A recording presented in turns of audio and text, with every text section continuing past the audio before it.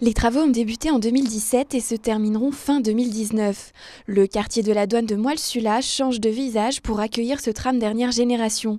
Côté français, 7 stations vont voir le jour. Il faudra compter 7 minutes pour parcourir le trajet entre la douane et le centre-ville d'Annemasse. La construction du premier tronçon a donc démarré. C'est une première étape dans la construction de ce tramway. C'est un petit pas de 2 km qui va de Suisse sur l'Afra jusqu'à Annemasse, qui traverse 3 communes, Gaillard, Ambilly et Annemasse.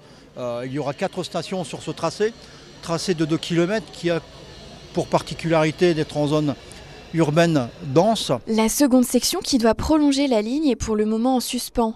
Si le tram reliera bien les stations de Moille-Sulaz au parc Montessuie à Annemasse dès la fin de l'année 2019, la seconde phase de travaux devrait pour sa part débuter en 2020 pour poursuivre le tracé jusqu'au lycée des Glières. Alors sur ce deuxième tronçon qui fait un peu plus d'1 kilomètre et qui coûte aux alentours de 25-27 millions d'euros, on attendait en effet un complément de financement de 9 millions d'euros de la part de la Confédération helvétique.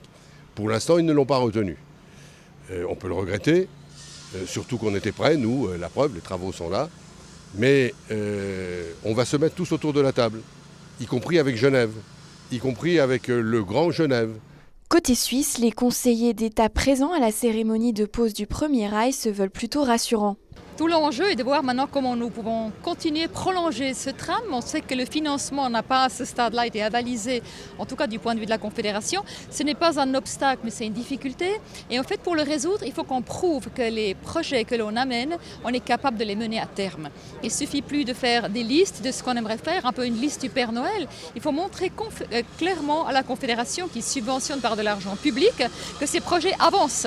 Et aujourd'hui, c'est le témoignage justement des succès engrangés et ça permet de porter la prochaine étape du projet. Moi, je suis très optimiste que nous y arriverons.